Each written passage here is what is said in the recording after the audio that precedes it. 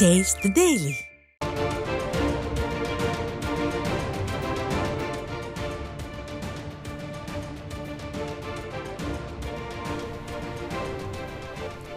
அண்மை செய்தி.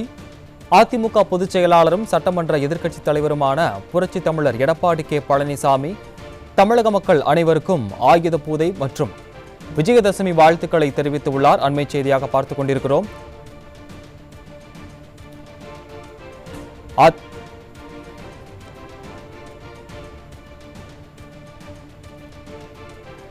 இது குறித்த கூடுதல் விவரங்களை தலைமை செய்தியாளர் ஜெயக்குமார் வழங்க கேட்கலாம். வணக்கம் ஜெயக்குமார், கூடுதல் விவரங்கள். வணக்கம் ஆகாஷ்.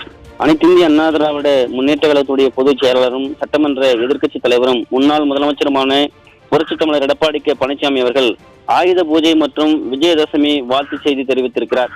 அவர் வெளியிட்டிருக்கக்கூடிய செய்தி குறிப்பில் வாழ்விற்கு வளம் சேர்க்கக்கூடிய அறிவை அளிக்கும் கலைமகளாகவும் செல்வத்தை தரும் திருமகளாகவும் துணிவை தரும் மலைமகளாகவும் விளங்கும் அன்னையை பெண்மையை போற்றி வணங்கும் நவராத்திரி பண்டிகையினுடைய 9வது நாளில் ஆயுத பூஜையும் அடுத்த நாளில் விஜயதசமியும் கொண்டாடி மகிழும் தமிழக மக்கள் அனைவருக்கும் என் உள்ளம் கனிந்த ஆயுத பூஜை மற்றும் விஜயதசமி நல்வாழ்த்துக்களை அன்போடு தெரிவித்துக் கொள்கிறேன் என்று அனைத்து இந்திய அண்ணா திராவிட முன்னேற்ற கழகத்துடைய பொதுச் செயலாளரும் சட்டமன்ற எதிர்க்கட்சித் தலைவரும் முன்னாள் முதலமைச்சருமான புரட்சித் தமிழர் எடப்பாடி கே பழனிசாமி தெரிவித்திருக்கக்கூடிய வாழ்த்து செய்தியில் தெரிவித்திருக்கிறார்.